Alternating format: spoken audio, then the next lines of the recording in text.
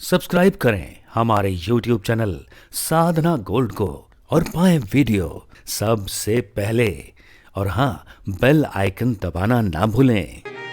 आप जानते हो कर्माबाई थी तो वैसे राजस्थान की, लेकिन बाद में कर्माबाई जगन्नाथपुरी में आई और यहाँ जगन्नाथपुरी के पास में ही थोड़ी दूरी पर कर्माबाई की झोपड़ी हुआ करती थी और वो भगवान को भोग लगाया करती थी। कर्माबाई खिचड़े का न तो नहाती थी न धोती थी, ऐसे ही उठते खिचड़ा बनाने के लिए चढ़ा देती थी। खिचड़ा बनता था, भगवान आते थे खाते थे। एक बार कोई पंडित जी आकर के कर्माबाई को बोले ये क्या पागलपन करती है, क्यों? अरे भगवान को भोग लगाती है बिना नहाए धोए। अरे राम राम राम राम राम, कितना बड़ा पाप कर रही हो तुम तो। नहाया करो, धोया करो, फिर बढ़िया हाथों से खिचड़ा बना करके फिर भोग लगाया करो। कर्माबाई बोली हाँ पंडित जी, मैं तो पढ़ी लिखी नहीं हूँ, बहुत बड़ी गलती हो गई, अब आगे से मैं ऐसा ही करूँगा। अब अगले दिन महाराज वो पहले अपने घर का काम करे, फिर महाराज वो नहाई धोई, खिचड़ा बनाया, भगवान आके बैठे, माई खिचड़ा दे दे, अभी ठहर जाओ, बहुत बड़ी गलतियाँ हो गई मेरे से, मैंने तो ऐसे ही बिना नहाए धोए आपको खिला दिया, बहुत बड़ा पाप हो गया मेरे से।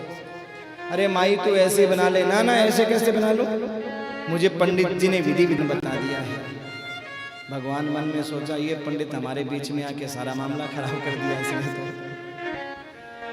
अब माई मानने को तैयार नहीं, बोले आप चुप बैठो, आपको नहीं पता है मेरे से जो गलती हुई मैं उसको सुधारूंगी, आप के लिए नहा धोकर खिचड़ा बनाऊंगा।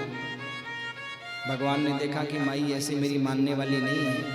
रात को जाकर के सपने में पंडित जी से कहा पंडित जी वापस आओ वहाँ पर और बोल करके आओ। कहाँ बीच में आकर के आपने अपने पंडिताई लगा दी और माँ बेटे के बीच में मामला गड़बड़ कर दिया। मेरे को तो मेरी माँ, अरे माँ चाय जैसे बना के खिला दे अपने बच्चे को, उसमें क्या दोष है? मेरी माँ है वो, और मेरी माँ तो सुबह सुबह मुझे बना करके खिलाती थी भाव से, मुझे बहुत अच्छा लगता था। पंडित जी मैं कल भूखा रहा हूँ आपके कारण, जाके बोलो। और सजनों पंडित जी आकर के कर्माबाई के हाथ जोड़ करके बोले माई मान गए तेरी भक्ति को, धन्य है। इस भक्ति और प्रेम के सामने सारे नियम एक तरफ धरे रह जाते हैं मेरे भाई। माई तू तो जैसे बनाया करती थी ना वैसे ही बनाना, तेरे पर भगवान वैसे ही प्रसन्न है।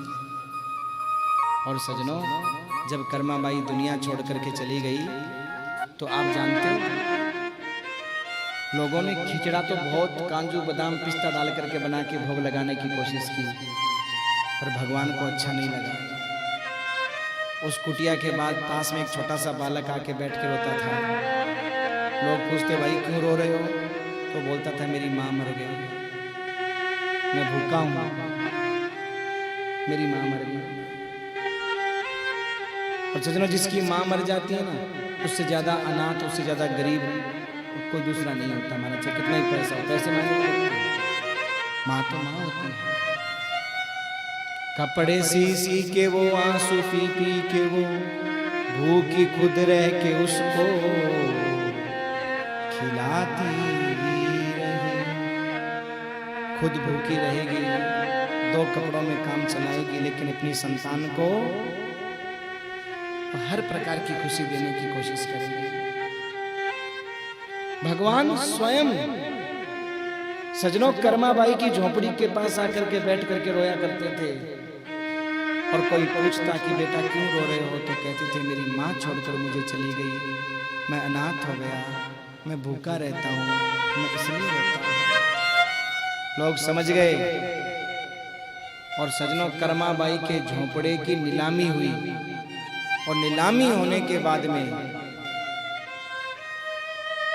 कर्माबाई के झोपड़े की नीलामी हुई, नीलामी होने के बाद में जो पैसा आया उससे आज भी ठाकुर को खिचड़े का भोग लगता है। ये सब कथाएं कलयुग की हैं, सतयुग की नहीं है, त्रेता द्वापर की नहीं है। और ये कथा में क्या संकेत कर रही है? बस यही, अपने दयालु श्याम से रिश्ता बनाइए, मेरे दयालु श्याम से रिश्ता बनाइए, मिलता रहेगा आपको जो कुछ भी चाहिए।